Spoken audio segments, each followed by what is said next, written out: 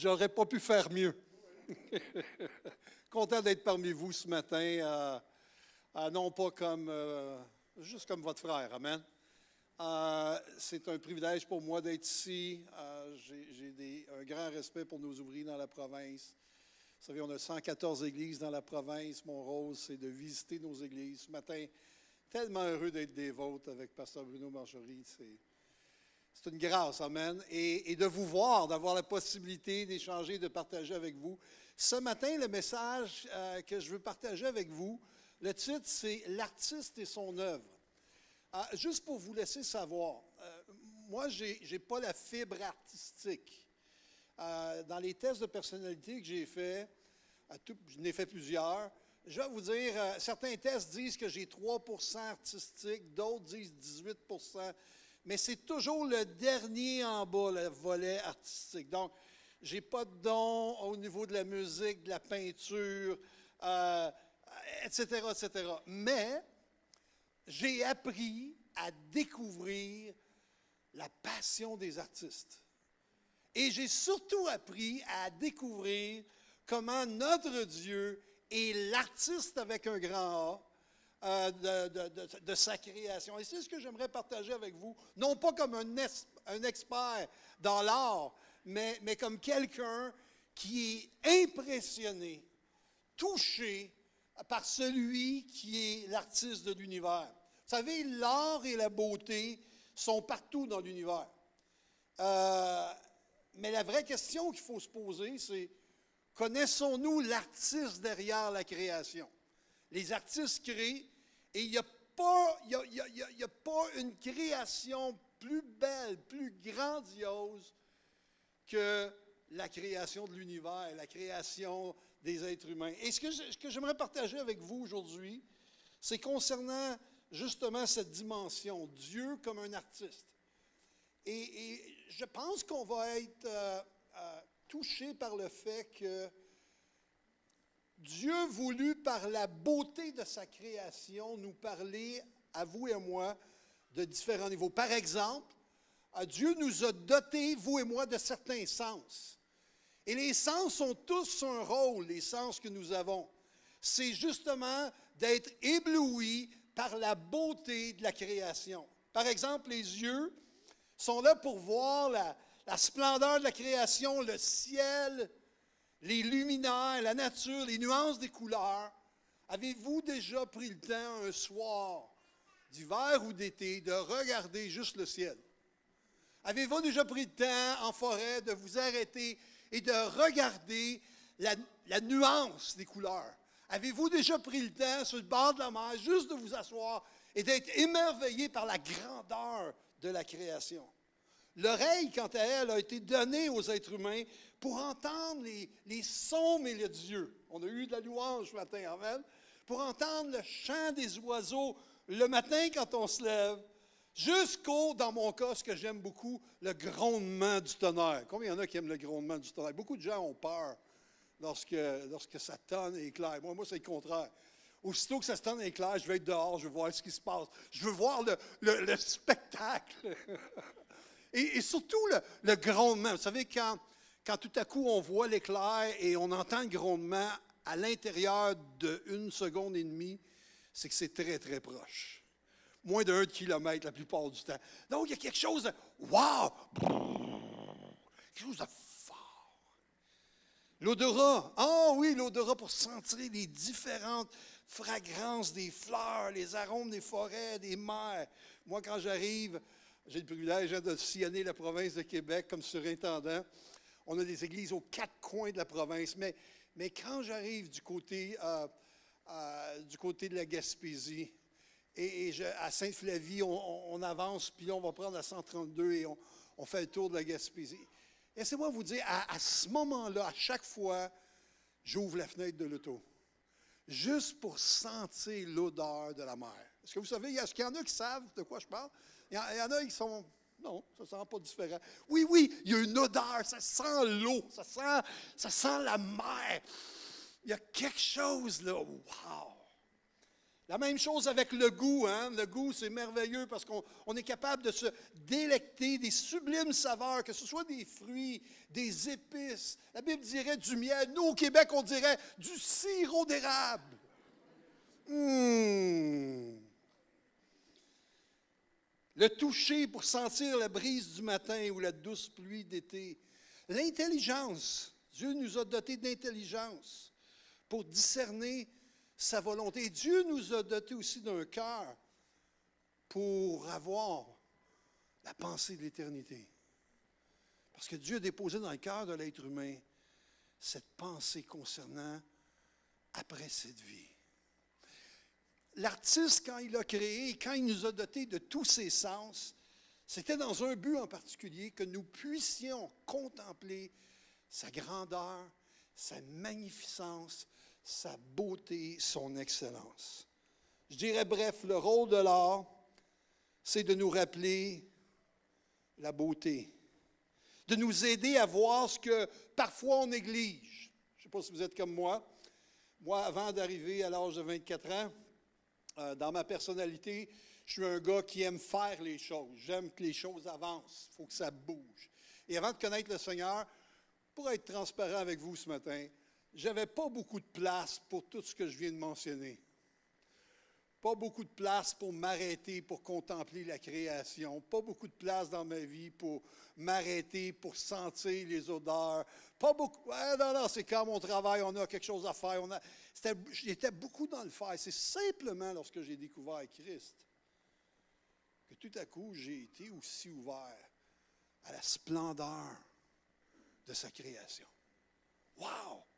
Seigneur t'a créé quelque chose de merveilleux. Et ce qui me fascine avec les artistes, les gens qui ont cette dimension dans leur vie, que ce soit les musiciens, les peintres, les poètes, c'est que leur fibre artistique, c'est toujours dans le sens de nous aider à nous arrêter et reconsidérer tout ce que nous avons autour de nous. Pensez-y un instant. Les artistes sont bons pour nous rappeler à ralentir, à écouter, à voir, à s'imprégner de ce qui est autour. En fin de compte, je dirais, la vie est belle parce que Dieu est l'artiste par excellence. Dieu ne produit rien en série. C'est fascinant de penser à cela. Ni les montagnes, ni les flocons de neige, il ne fabrique rien de bon marché comme des clones, par exemple. Dieu fait toutes choses uniques. Les originaux, il n'y a pas de copie. Alors, l'artiste créateur, et j'aime cette dimension de Dieu, l'artiste créateur. Pourquoi? Parce que dans Genèse chapitre 1, verset 1, ça dit « Au commencement, Dieu créa le ciel et la terre. » Voyez-vous, pour le croyant, le monde n'est pas orphelin. L'univers a un créateur. Ce n'est pas l'effet du hasard que vous et moi, on est ici et qu'on marche sur cette terre et qu'on vit dans ce monde. Dieu est son créateur. Dieu créa. Et ce qui est beau dans ce que Dieu créa, c'est que la création de Dieu expose l'artisan derrière, l'artiste derrière. Et c'est ça qui est beau avec Dieu. C'est impensable de voir, comme ce matin, qu'un enfant n'aurait pas de géniteur, tout comme c'est impensable que notre monde soit sans créateur. Romains chapitre 1, verset 20, qu'on connaît bien. En effet, les perfections invisibles de Dieu, sa puissance éternelle, sa divinité se voient comme à l'œil nu. Depuis la création du monde, quand on les considère dans ses ouvrages, ils sont donc inexcusables, puisqu'ayant connu Dieu, ils ne l'ont point glorifié comme Dieu, ils ne lui ont point rendu grâce. Mais ils se sont égarés dans leurs pensées, et leur cœur sans intelligence a été plongé dans les ténèbres. Se vantant d'être sages, ils sont devenus fous. Quelle expérience, frères et sœurs, vous a permis de voir les perfections invisibles de Dieu au travers de sa création? Vous et moi, on s'est arrêtés dans toutes sortes de situations pour tout à coup réaliser la grandeur de celui qui avait tout créé. Wow! Et vous savez, la création est infiniment grande et infiniment complexe. Quand on commence à regarder les sciences, quand les sciences nous expliquent l'univers, wow! La Terre et tout ce qui s'y trouve, c'est mathématique, le fonctionnement de tout cela, mais d'une complexité incroyable. Aucun hasard peut être derrière une complicité mécanique comme celle-là. Ça prend une intelligence, ça prend un créateur derrière. L'artiste, Dieu, artiste de sa création. Mais Dieu est aussi artiste de la vie. Parce que dans Genèse chapitre 1, verset 27, ça dit « Dieu créa l'homme de sorte qu'il soit à son image. » Oui, il les créa de sorte qu'il soit à l'image de Dieu. Il créa l'homme et la femme. Le Genèse chapitre 2, verset 7 est mentionné. L'Éternel façonna l'homme de la poussière du sol. Il lui insuffla dans les narines le souffle de vie. L'homme devint un être vivant. Wow, Dieu est l'architecte de l'univers, mais aussi, il est aussi le créateur. Il façonne les êtres humains. L'Éternel forma l'homme de la poussière. Il souffla dans ses narines un souffle de vie et l'homme devint un être vivant. Et c'est intéressant parce que souvent on est impressionné par la création de Dieu, les détails de la création. Certaines personnes, c'est les fleurs, d'autres, c'est les animaux, d'autres, c'est l'univers. Peu importe, on peut être fasciné par la création, mais on oublie parfois que le summum de la création, c'est les êtres humains qui l'ont créé. La matière, c'est merveilleux. Mais Dieu dit, oh, tout ça, c'est bon. Non, mais tout ce que j'ai créé est bon. Mais quand il est arrivé à vous et à moi, comme les êtres humains, ça, c'est très bon. Intéressant, parfois, on est plus préoccupé par la beauté de la création que par la beauté d'un autre être humain. Alors que pour Dieu, c'est le summum de sa création. Le psaume 133, verset 13 dit « Tu m'as fait ce que je suis. » Et j'aime tellement cette image. Tu m'as tissé dans le sein ou dans le ventre de ma mère. Pensez-y. Pensez-y un instant, vous êtes fait à la main. Le maître de l'univers, le Dieu éternel, immortel, invisible, plein de sagesse, vous a fait de ses propres mains. Vous êtes une création unique, une œuvre d'art intentionnelle, façonnée par la main du maître artiste. Sa volonté pour votre vie est au-delà de ce que vous pouvez demander ou même penser. La Bible nous parle de cela. Dieu vous voit, et vous voit pas seulement maintenant, mais il voit l'œuvre terminée dans vos vies. Wow! On connaît l'histoire, on sait que Dieu créa et le summum de la création étant l'être humain, mais en même temps, on sait que le péché est entré dans le monde. Et ce péché est venu comme briser l'image de Dieu dans nos vies. Et si la création est merveilleuse et glorieuse, je pense qu'il y a une chose encore plus glorieuse que toute la création de Dieu, et c'est cette dimension de la rédemption. Je crois que la rédemption est encore plus glorieuse que la création. L'œuvre accomplie par Jésus-Christ, son Fils, pour restaurer, pour ramener à nouveau l'homme pécheur en relation avec son Dieu, je crois que c'est une œuvre de restauration incroyable. C'est comme l'artiste a réalisé qu'on avait piétiné, qu'on avait gâché l'œuvre qu'il avait créée, mais il a trouvé un moyen pour restaurer cette œuvre-là à nouveau.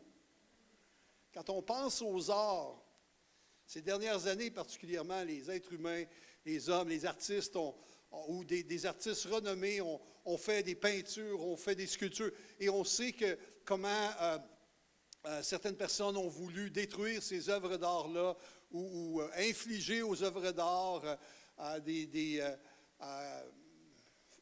des destructions quelconques. Et on sait qu'aujourd'hui, on met beaucoup d'accent pour restaurer certaines œuvres d'art qui ont vieilli ou qui ont été endommagées, que ce soit par les guerres, que ce soit intentionnellement par les gens. Les gens vont mettre beaucoup d'efforts pour restaurer les œuvres d'art. Mais j'aimerais vous dire que l'artiste par excellence pour restaurer l'œuvre d'art de Dieu, l'être humain, c'est Jésus-Christ. Jésus étant l'artiste de la rédemption.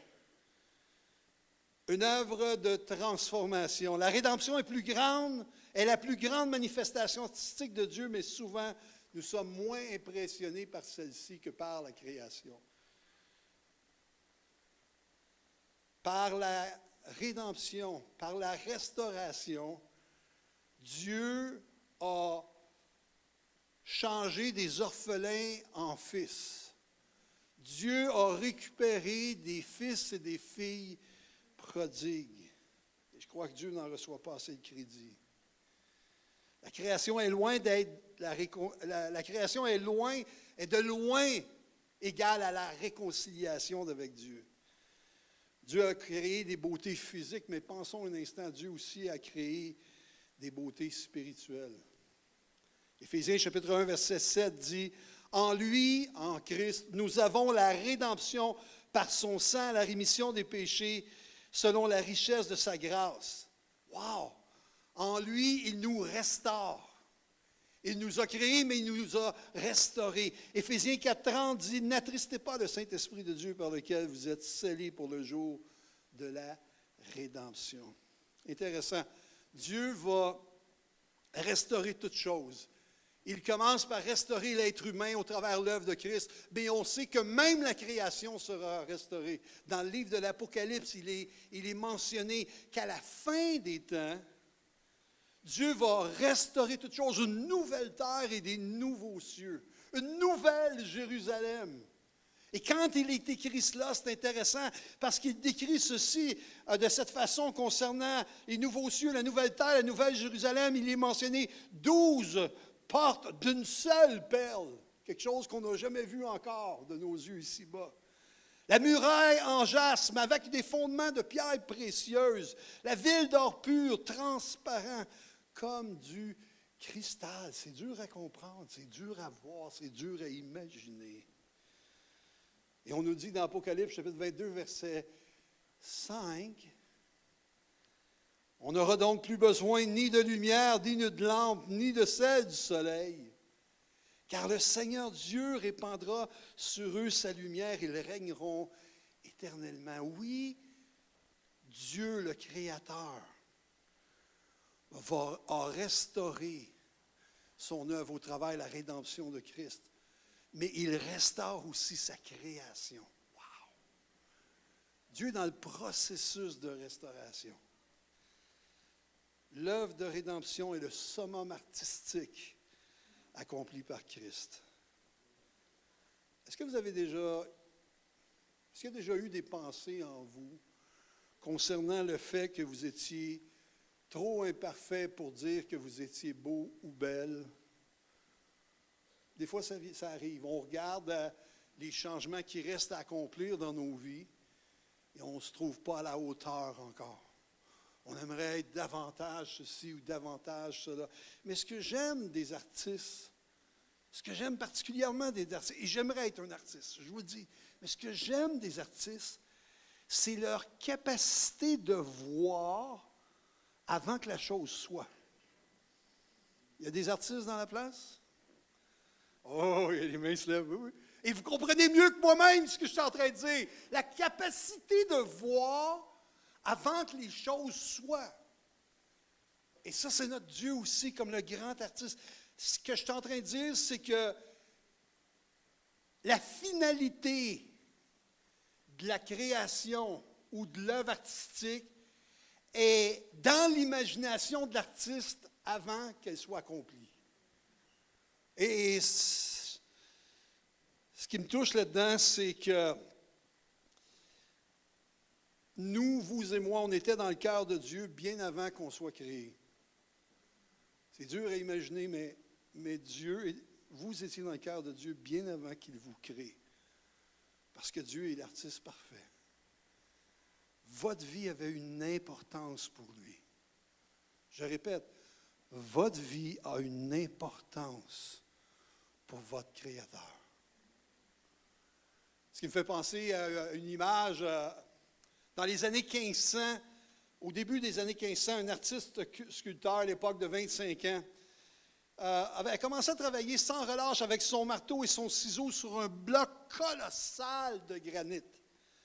D'autres artistes avaient rejeté la pierre. Ouais, ils avaient commencé à travailler la pierre et ils ont vu que cette pierre-là avait à l'intérieur de celle-ci, il y avait comme des veines qui faisaient en sorte que les artistes qui sculptent la pierre disaient « Ah, c'est pas une bonne pierre, c'est pas une pierre qui va être utile pour nous, parce qu'il y a trop de défauts dans la pierre.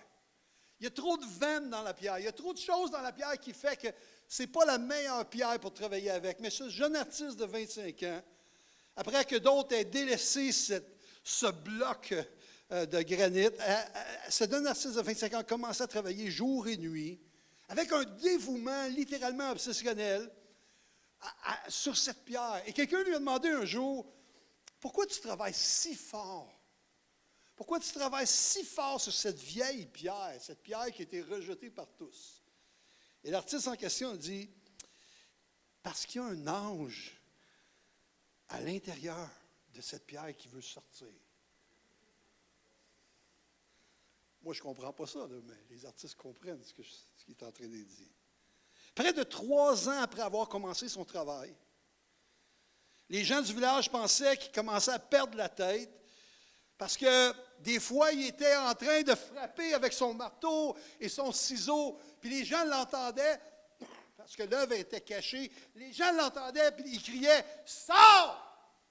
Sors! » Et des gros morceaux de roche éclataient « Sors! Sors! » Puis là, les gens disaient « Il est en train de devenir fou, il est juste en train de... » Le jeune artiste en question, c'est Michel-Ange. Et il a dévoilé son chef-d'œuvre, une sculpture de 17 pieds de haut qui est aujourd'hui connue dans le monde entier sous le nom de David.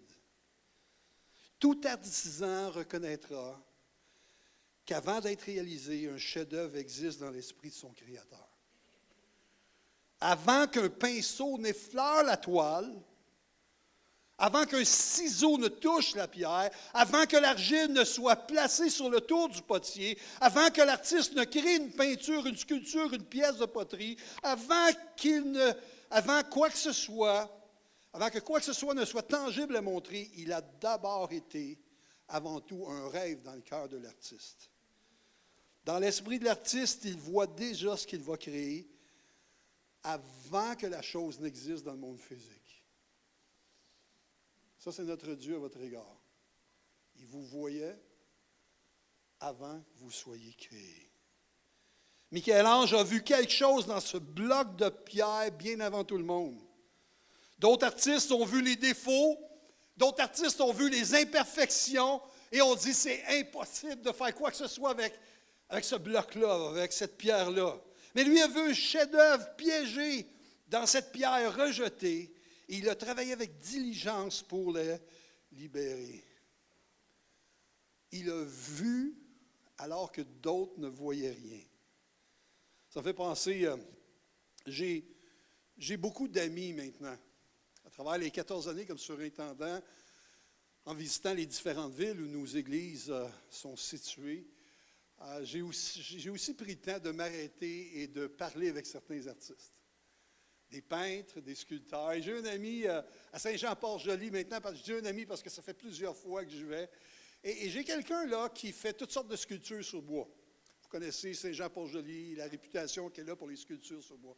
Mais lui, c'est particulier parce qu'il ramasse du bois de plage, le bois qui traîne sur la plage. Ou moi, quand je vois le bois, la seule chose que je ferais, c'est que je le brûlerais, je ferais un feu. Mais lui, il prend le bois.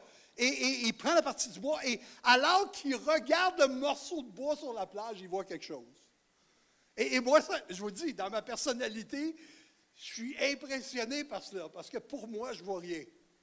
Et un jour, je suis chez eux, et là, ils montent ces morceaux de bois de plage, Puis voici comment il me parle. Il dit, Michel, il dit, tu vois, par exemple, ce morceau-là, il y a un canard là-dedans.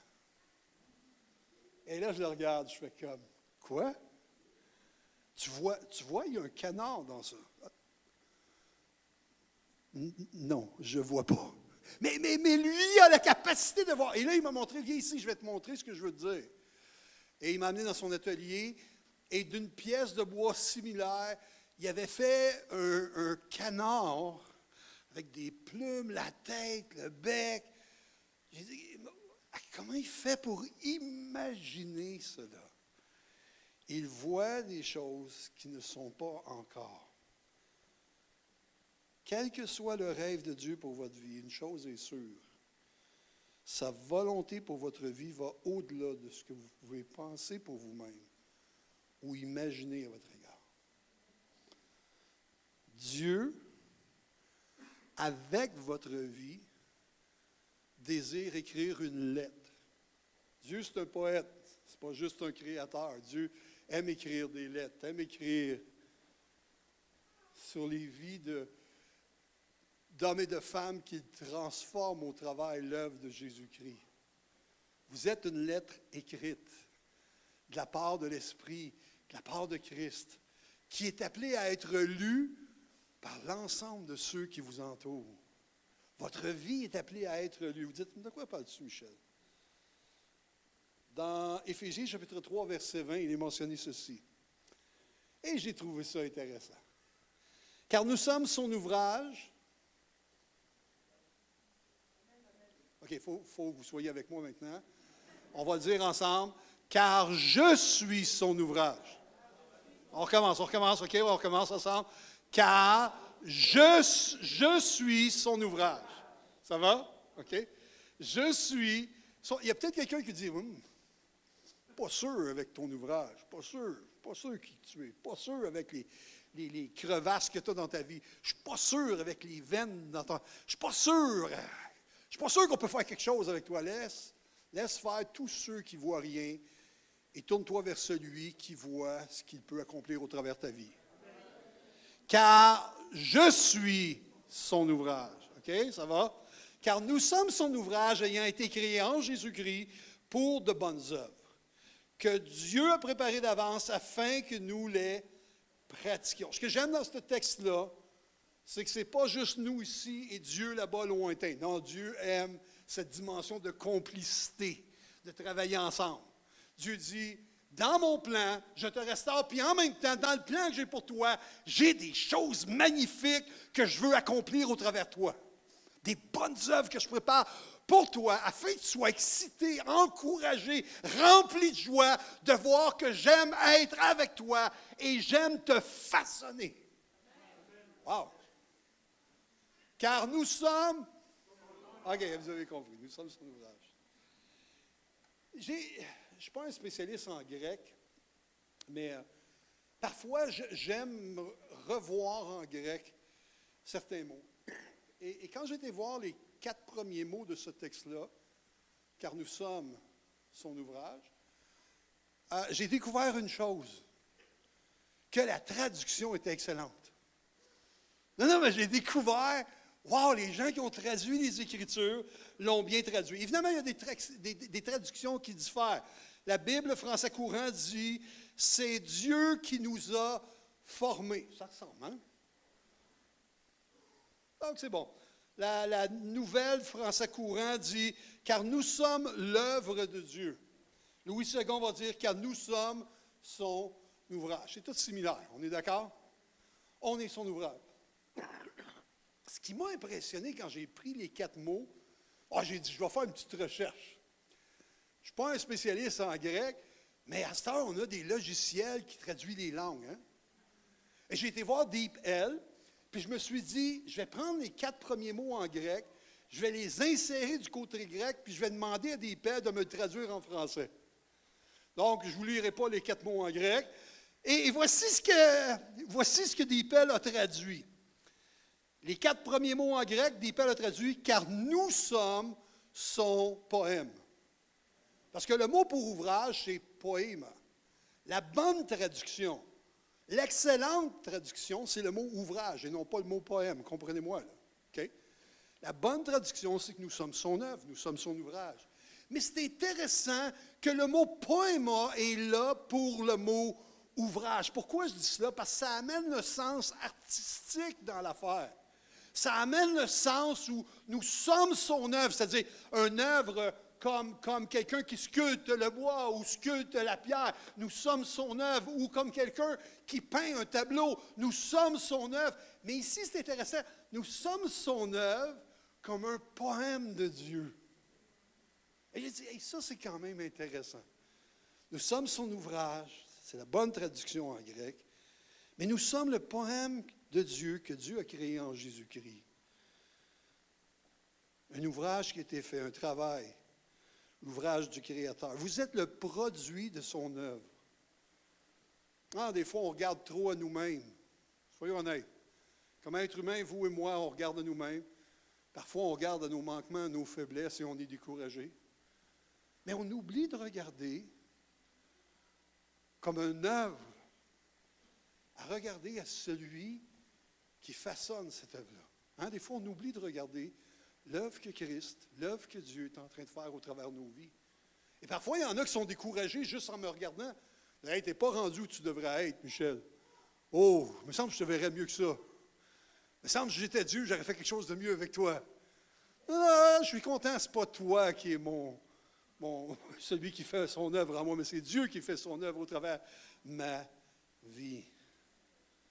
Lorsqu'on contemple un magnifique coucher de soleil ou les formes infiniment variées de la vie sur Terre, lorsqu'on regarde tout ce qui nous entoure, on réalise que Dieu a créé.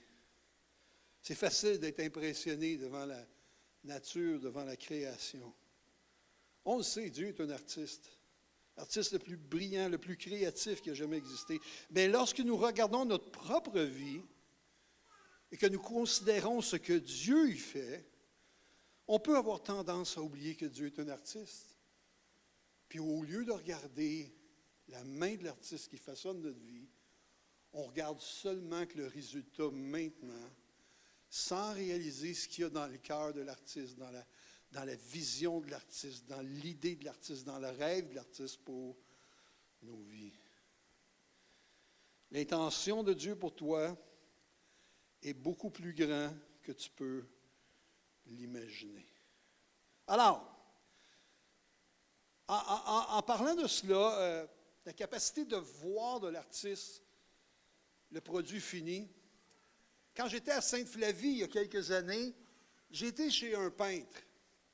Et je vous dis, moi, je suis zéro en art, OK? Et j'arrive chez le peintre.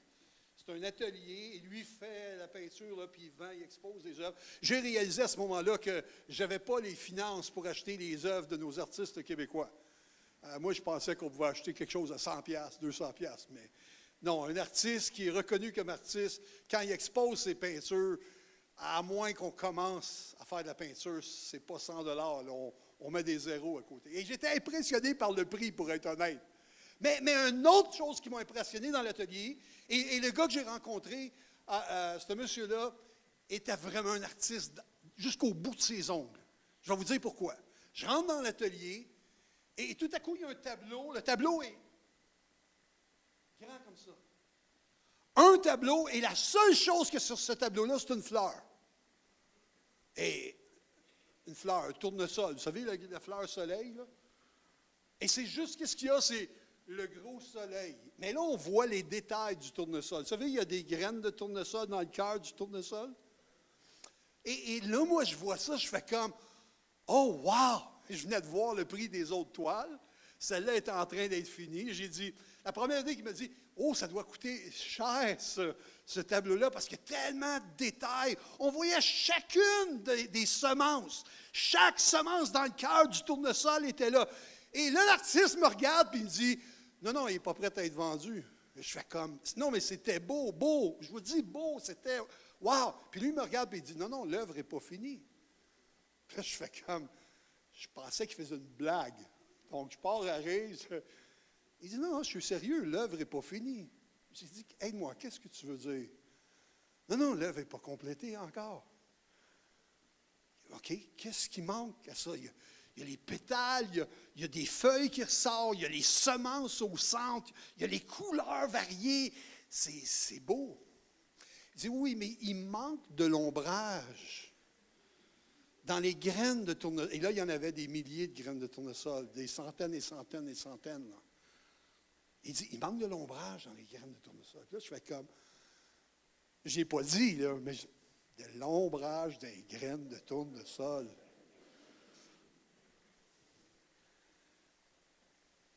Et là, il me dit, viens ici. Et là, je vous dis, c'est un vrai artiste. Les tableaux qu'il exposait, là, c'était plusieurs milliers de dollars, OK? Fait que quand il dit, viens ici, le monsieur fait, il a son tableau, le monsieur fait, il sort sa plaquette de peinture avec ses pinceaux, puis là, il s'installe avec son tableau qui est en train d'être fini. Puis là, il prend un tout petit pinceau, parce que les graines de tournesol sont tout petites. Il prend un tout petit pinceau avec un genre de blanc noir, il fait comme un genre de grisâtre. Et là, sur la graine en question, c'est 3-4 poils le pinceau. Là, et là, il fait juste comme un petit rond comme ça. Là. C'est à peine. Mais écoute, il faut que tu sois minutieux. Il en fait un, puis je fais comme, il dit, vois-tu, c'est ça qui manque à la peinture. Et là, je fais, oh wow! Mais jusque-là, j'étais impressionné, mais plus impressionné encore. Vous savez ce qu'il fait? Il me tend le pinceau, puis il me dit, vas-y, essaie. Ma réponse, c'était, on ne se connaît pas. Tu ne me connais pas. J'ai la capacité de scraper ton tableau. Mais vous savez ce qui m'a impressionné, c'est sa réponse. Oh, il dit, on voit que tu ne connais pas ça. Il n'y a rien que tu peux faire pour scraper mon tableau. Non, mais des fois, on a besoin de se connecter avec des gens qui ont des dons différents pour apprendre, même à propos de Dieu, même lorsque la personne ne connaît pas Dieu. Non, il y a eu des leçons cette journée-là que j'ai apprises en étant avec quelqu'un que Dieu a donné comme don d'avoir cette capacité artistique de reproduire des choses. Il dit, non, inquiète-toi pas, vas-y, prends le pinceau. Puis, essaie de faire l'ombre sur une semence. Et là, il me tend le pinceau pour que je la prenne. Pour être transparent avec vous, je n'ai jamais pris le pinceau.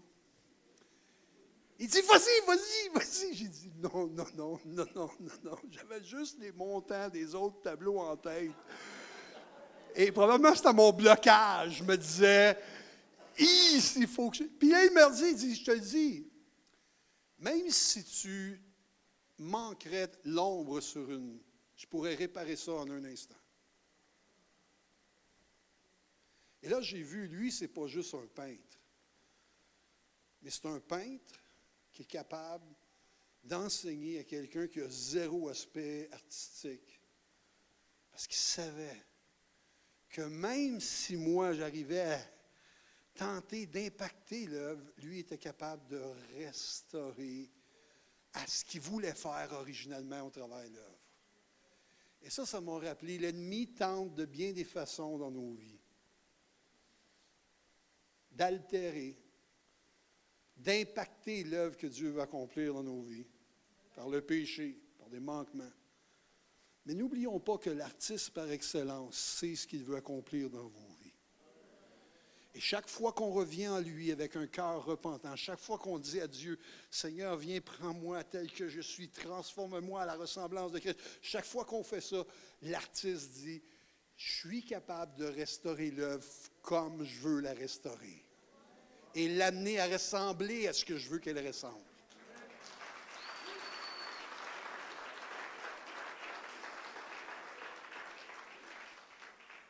Vous dites, OK, Michel, tu dis, le texte parle de poème, mais il ne parle pas de poème, il parle d'ouvrage.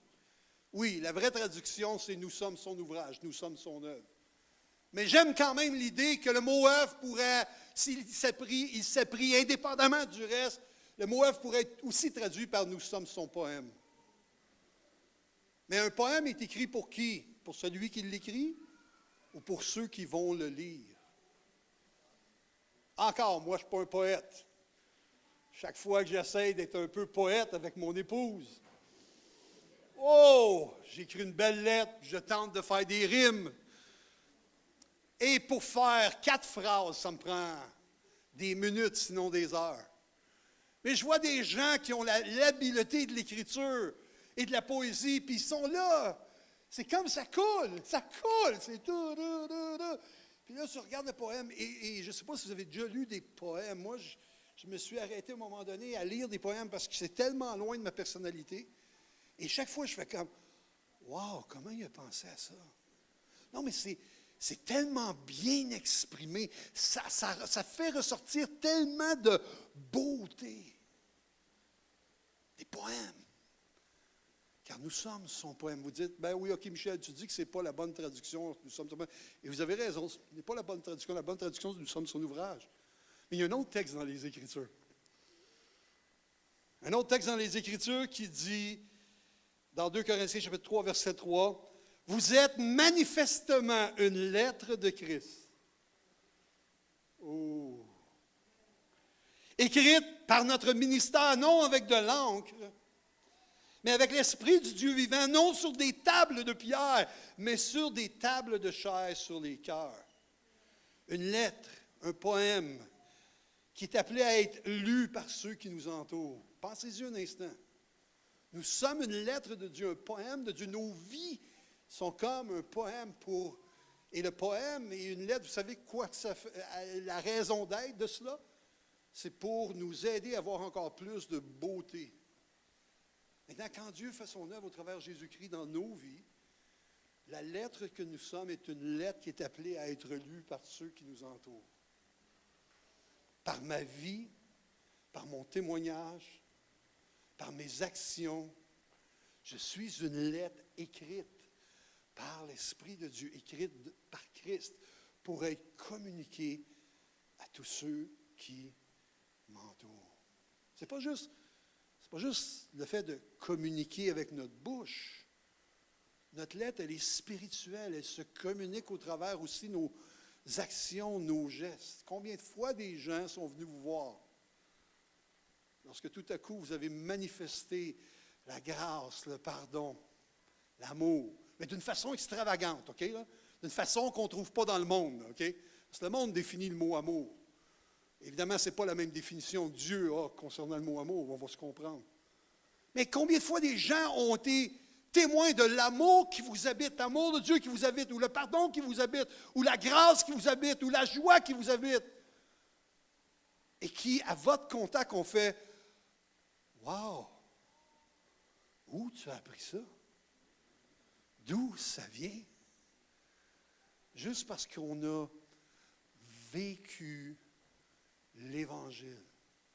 Lettre ouverte, lettre lue par ceux qui nous entourent. Vous et moi, nous sommes une lettre. Un poème de Dieu unique. En passant, notre poème, votre vie, votre lettre est différente de la mienne.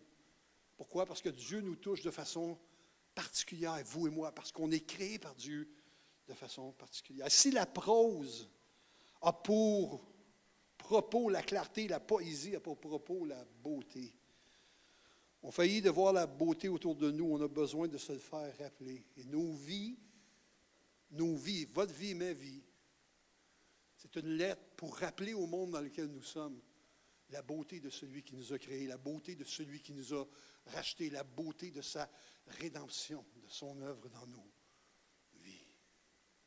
Ta vie est une lettre qui parle. Elle parle partout où tu vas. Ta vie parle. Oh, des fois, on voit les imperfections, mais Dieu voit l'œuvre finie.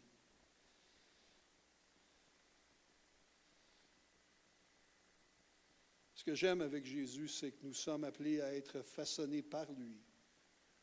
Et nous sommes façonnés pour être une œuvre qui impacte autour de nous. Vous êtes une lettre de Christ, écrite par l'Esprit de Dieu.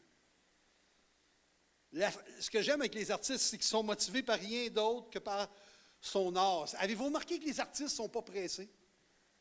Non, mais ce qui me fascine avec l'artiste, c'est quand ils mettent le nom finalement sur l'œuvre d'art. Hein? Comme j'ai dit, moi qui est un néophyte, quand je regarde une œuvre d'art, ça ne prend pas grand-chose pour être ébloui. Je pourrais pas dessiner. La seule chose que je peux dessiner, c'est un petit bonhomme allumette.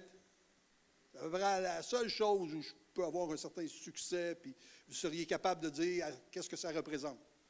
À part ça, mais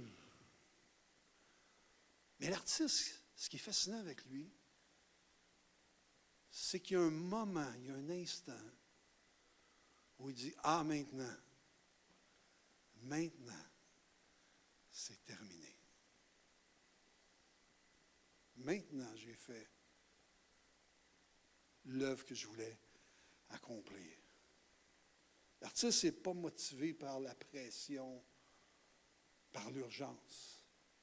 Quand c'est le temps, il a terminé son œuvre. Vous savez, la patience fait partie des artistes, jusqu'au moment où l'œuvre est vraiment terminée. On va comprendre la rédemption des gens qui nous entourent, la pleine rédemption des gens qui nous entourent seulement lorsque l'œuvre rédemptive sera terminée et accomplie dans la vie de chacun d'entre nous. Chacun d'entre nous. Alors, ce matin, j'aimerais qu'on se rappelle de ceci. Dieu est l'artiste de votre vie. Et c'est un artiste hors pair. Il n'y a pas d'artiste comme lui. Il n'y a aucun artiste semblable à lui. Il vous a créé, mais plus qu'il vous a créé, il vous a aussi racheté. Et Dieu est en train de faire cette œuvre de restauration avec vos vies, comme les artistes font des œuvres de restauration aujourd'hui sur des œuvres d'art qui ont été gâchées ou des œuvres d'art qui ont été impactées par toutes sortes de situations. Dieu est en train d'agir dans votre vie. Sommes-nous prêts à dire à Dieu, Seigneur, je ne regarde pas à l'œuvre présentement, mais j'ai confiance que celui qui est en train de me façonner, celui qui est en train de faire l'œuvre, va continuer cette œuvre pour la gloire de Christ. Et Seigneur, je me remets entre tes mains. Continue ton œuvre. Et mon regard n'est pas sur l'œuvre à moitié accomplie, ou trois quarts accomplie, ou presque accomplie, mais mon regard demeure toujours sur celui qui est en train d'accomplir cette œuvre-là, de façonner cette œuvre-là, de transformer cette œuvre-là, qui est toi, Seigneur, dans ma vie. Et l'autre chose, souvenons-nous que Dieu veut faire avec nos vies un poème, une lettre écrite par sa main. Et qu'au travers de ta vie, Dieu veut parler. En étant juste qui tu es, en vivant comme tu vis, le Seigneur veut parler à d'autres vies qui t'entourent, d'autres personnes. On a vu une belle démonstration ici ce matin de consécration d'enfants avec des parents. Mais vous savez quoi? La façon que les enfants apprennent, la première façon, c'est vrai pour tous les êtres humains, mais la façon que les enfants apprennent, ce n'est pas juste parce que vous dites. Si vous pensez que les enfants vont apprendre uniquement parce que vous dites, pensez à votre vie, votre témoignage. Et pensez à vos parents.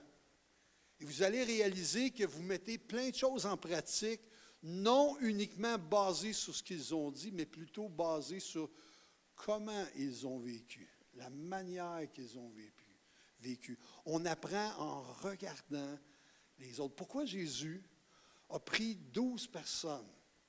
Pendant 3 ans, il les a formés. Il était avec eux jour et nuit. Il travaillait avec eux constamment. Pourquoi? Parce que Jésus savait que, oui, il pouvait comprendre le message, mais au-delà de comprendre le message, en le voyant vivre, il pouvait aussi, à leur tour, vivre de la même manière. Et c'est vrai pour les parents, mais c'est vrai pour nos vies comme croyants. Est-ce qu'on peut se lever ensemble, frères et sœurs? Je vais inviter le pasteur de venir me joindre à l'avant. On va terminer avec un mot de prière et peut-être les musiciens.